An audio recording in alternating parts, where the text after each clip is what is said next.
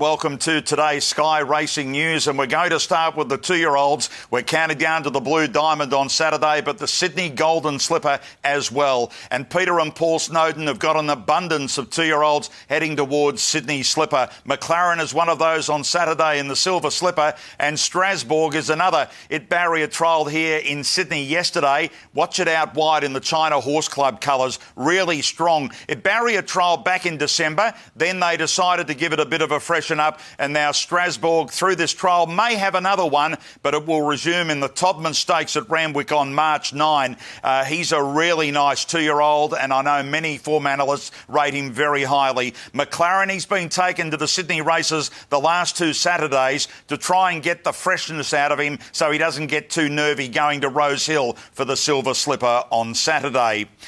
Two-year-olds, expensive two-year-olds we turn to now. Ferretti and Born a Warrior. Ferretti cost $2 million at last year's Magic Million sales. Watch for it in the yellow colours out wide here. Really strong through the line. Its second barrier trial. It was ridden back in this trial, and it was ridden forward in its first trial. It's rock hard fit. It's well rounded. Is a natural, according to Adrian Bott. Watch for Ferretti in the Silver Slipper Stakes on Saturday. The other one is Born a Warrior. This two-year-old, trained by Hawkes Racing, cost $1.4 million at last year's Inglis Easter sale. Real comfortable trial with the blinkers on here. Last time around, the blinkers, according to Tommy Berry, really switched him on. Saturday is a tremendous guide going forward, but he is a two-year-old that cost a lot of money last year in Sydney at the Inglis Easter. So much attraction to sorts the Golden Slipper and Silver Slipper favourite, but can't wait to see Born a Warrior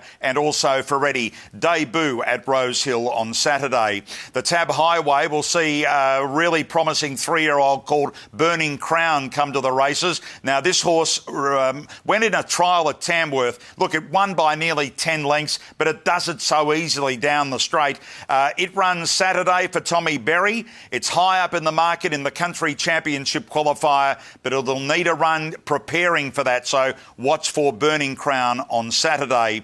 Newsgirl is maybe a possibility of going to the Albury Southern Districts Country Championship qualifier on Saturday. Jeff Duray has taken the horse to Melbourne for its last two runs to run second, but this was a win here at Albury going back earlier this year. The horse has done extremely well. He's entered for Melbourne on Friday night and Saturday, as well as the Country Championship qualifier. And Jeff Duray has told me, I really don't know which way to go. We'll wait and see with Newsgirl.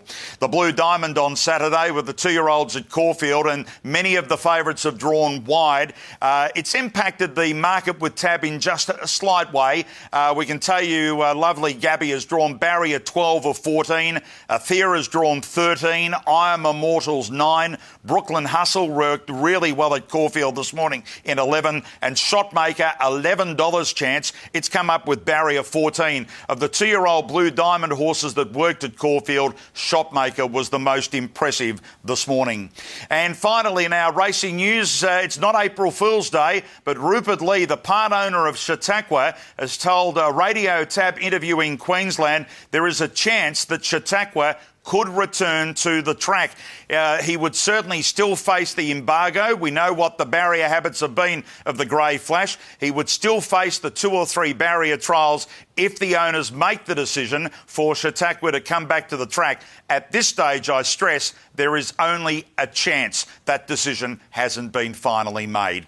That's it for our racing news. Social media have got so much other news around. Looking forward to Saturday, Silver Slipper Day at Rose Hill.